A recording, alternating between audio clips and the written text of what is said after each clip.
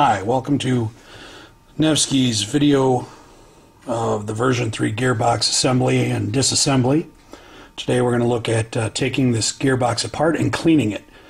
I don't have to tell you that it's important to clean and maintain your gun, and a lot of times, you know, people will clean the barrel and make sure the bucking's okay and the outside, but often there's a lot of neglect on the inside.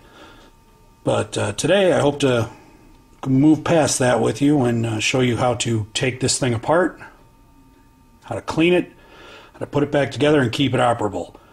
And it's a few simple steps, nothing major, and should be pretty easy for you to understand.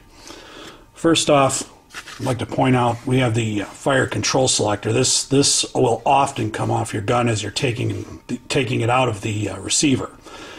As you see here, this is in the safe position, and these parts will just lift out. It's nothing major. Just notice the orientation of them and take them out as necessary and required. And usually I keep a little ashtray full of parts. As you can see, there's some parts from the takedown of the gun as well, but that's for another time. Anyway, once we get to this point, now all of our loose parts are off. We can start taking the gun apart. Typically, I like to start at the beginning. Where I start is taking the connectors off the motor. And as you can see down here, it's pretty important, and it's better to take them off now as your first step than to get the motor loose away from the gearbox and then have to fight with them. It's important not to strip them. And of course, the next step is to just start to remove the motor. Nothing too hard here. 2 screws. They come right off without an issue. Using a larger Phillips head screwdriver, it's better than using a jeweler's set to perform this portion of it. And then, of course, as you can tell, you just gently pull down and it pulls away without an issue. Of course, there's a wiring trough here. You can take that apart, you can take that out of there if you need to, but it's not often necessary to perform this, but I'll show you how to do it anyway. You just pull it away, and now as you can see inside there, you can actually see the motor body. It's just a channel so that the wires don't get pinched inside the handle. So as you can see, we even have looks like E-Vike left a small piece in there for us. But nice little shim. That's okay. We'll set that aside for later. But yeah, that's the motor. Pinion gear, motor housing. Of course, 2 screws up here will take the motor housing apart. Really, the only time you'd need to do that is if you're replacing the motor.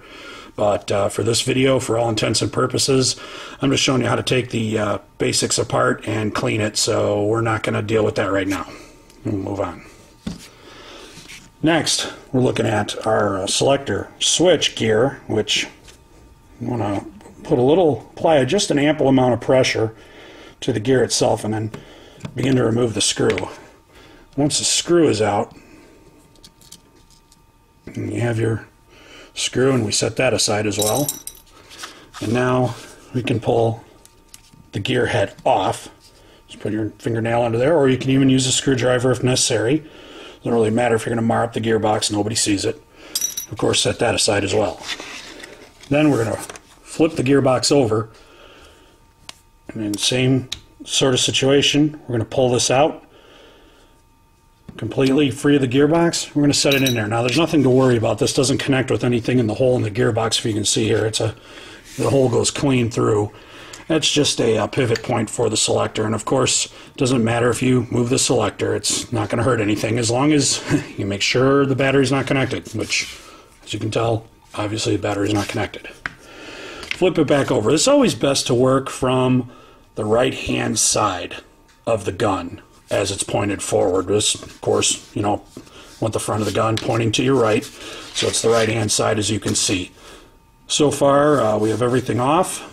And now you want to roll it up, and right behind the trigger is a guard, and you want to pull this plastic guard free. This is an important piece to remember, and you definitely do not want to forget it while putting it back together.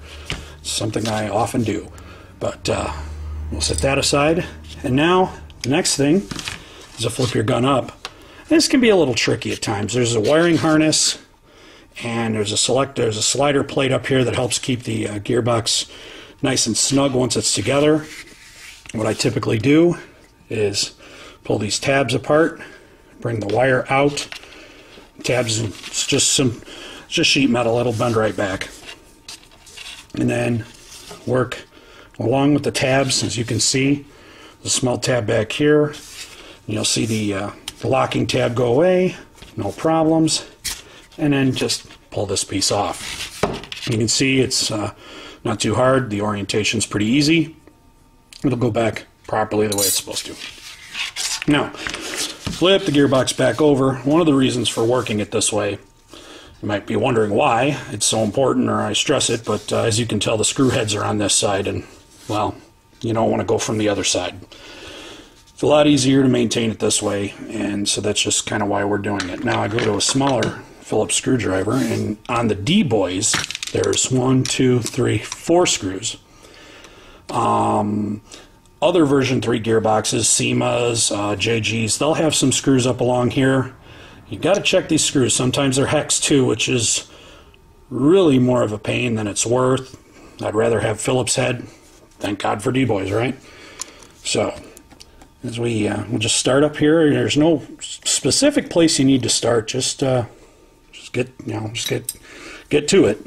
And I'm going to stop the video here real quick so that we can get past all this.